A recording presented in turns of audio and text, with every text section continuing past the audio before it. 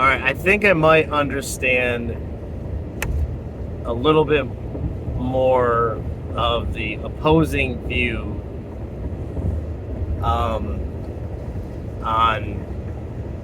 the timing of the rapture. I think I've been pretty clear for a while that I lean towards the idea of pre-wrath. It's kind of a mix of pre-millennial, mid-tribulation type rapture timing. Anyway, that's not important. One of the things that I've often argued, frustratingly, is there's sometimes the notion that God would never allow his saints to suffer. And that is why he is going to take them out in the rapture prior to the tribulation or the great tribulation or whatever.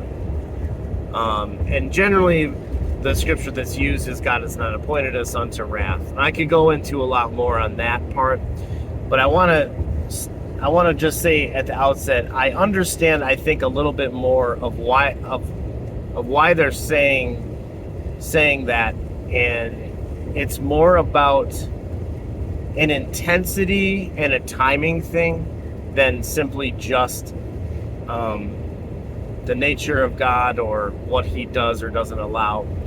And the pre-tribulation rapture point of view would say, yes, the Lord did not spare, all these other groups from suffering or persecution or whatever, but he's going to spare the church at the end of the age because of the intensity of what's about to take place. Like when the verses that talk about, there'll be nothing like it, before or ever again. So the intensity of what's coming is the reason that, okay, this I will spare you from. No, I didn't stop the Romans from killing you. I didn't stop the Jews from killing you or Stephen, or, my plan was to have my son on the cross. Like, the idea of the cross and persecution, like, that is a part of Christianity. However, this part is like next level. Like, almost you could say like God giving Satan a limit over Job. Like, this is, you can't go further than this. And then the other part of that is, they would say it's also the timing. All of the other instances of persecution and trials and tribulations, all those things, the reason that those groups in those areas and regions and time frames were not spared by a rapture was because it wasn't time for the events of the end of the age to unfold.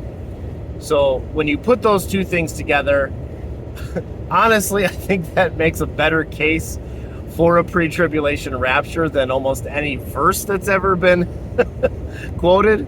So I will first and foremost just say I apologize for not understanding that aspect of that conversation. And I think my overreaction to those statements in the past has because I see how much the pre-tribulation rapture teaching goes hand in hand with kind of a prosperity gospel, Western Christianity, like we're supposed to be prosperous and we're not. God does not call us to suffer persecution, and there's some veins where it goes so far where it becomes if you are suffering or persecution, it's because of your lack of faith or something that you've done or something like that. So because of that line of thinking,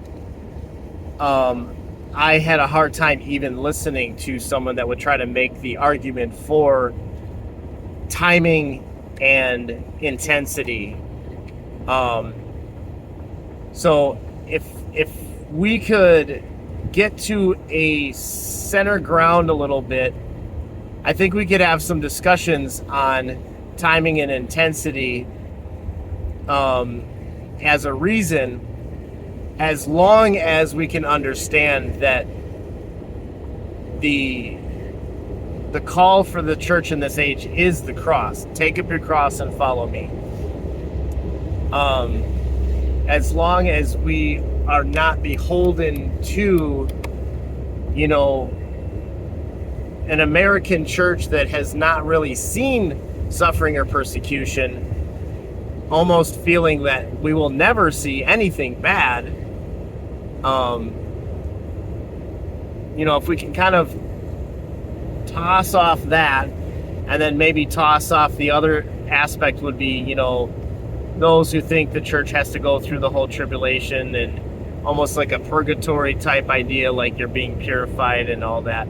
So it's like, maybe if we chop off the two extremes of those ideologies, maybe we can have a more centered conversation around timing and intensity, and then go over the actual verses as to why escapism or whatever may be the case or not. Like Luke 21:36, watch and pray, be counted worthy to escape. There are verses that I understand why you would interpret them as an escape or a rescue type mentality. But I think we can have that conversation if we put aside the false ideas. I won't even say teaching necessarily, but the false ideas that in this life, in this age, that we're not called to take up a cross or suffer. Like, it just gets completely blown out of proportion.